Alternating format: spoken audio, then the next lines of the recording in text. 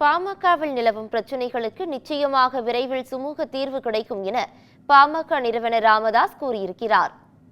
பாமக நிறுவனர் ராமதாஸ் மற்றும் தலைவர் அன்புமணி இடையே கருத்து மோதல் ஏற்பட்டுள்ளது.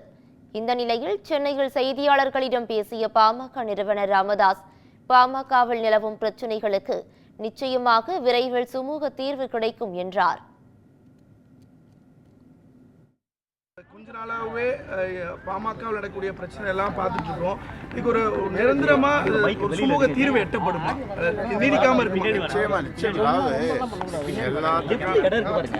நாட்டிலும் இந்த உலகத்தில் தேர்வு இல்லாம எதுவும் இல்லை. எல்லாத்துக்கும் ஒரு தேர்வு இருக்கு, இருக்கத்தானே செய்யுது. இந்த பிரச்சனைக்கு காரணமே கூட்டணியை முடிவு செய்யறதுலதான் அப்படின்னு ஒரு கருத்துட்டே இருந்திருக்கு. அதற்கான கூட்டணி பேசுவதற்கான முடிவு பண்ணுவதற்கான நேரம் இதுவல்ல. கூட்டணி பற்றி பேசுவதற்கான நேரம் இதுவல்ல என்று கூறிய ராமதாஸ், ஆடிட்டர் குருமூர்த்தியுடன் என்ன பேசினோம் என்பதை இப்போது சொல்ல முடியாது என்று குறிப்பிட்டார்.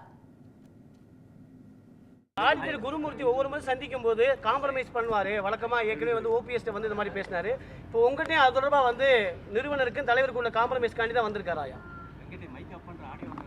அவரு நல்லவர்கள், நல்ல மனதுடையவர்கள். அவர் ஒரு விற்பனர், ஹைலி இன்டெலிஜென்ட். அதனால் அதற்கு ஏதாவது ஒரு அவர் சொன்னால் நல்லது நடக்கும் அப்படின்று நானும் நம்புகிறேன், எல்லாரும் நம்புகிறோம். அதனால் அங்கே வந்து பேசினார். என்னுடைய பேசப்பட்டது அதெல்லாம் உங்களுக்கு சொல்ல இல்லை. அது காம்ப்ரமைஸ் எந்த அளவுக்கு நிறைய குற்றச்சாட்டு ரகசியமாக அப்புறமா அதில் ஓத. அன்புமணிக்கு மீண்டும் பாமக தலைவர் பதவி அளிக்கப்படுமா என்ற கேள்விக்கு பேசுவோம் என்று பதிலளித்துச் சென்றார்.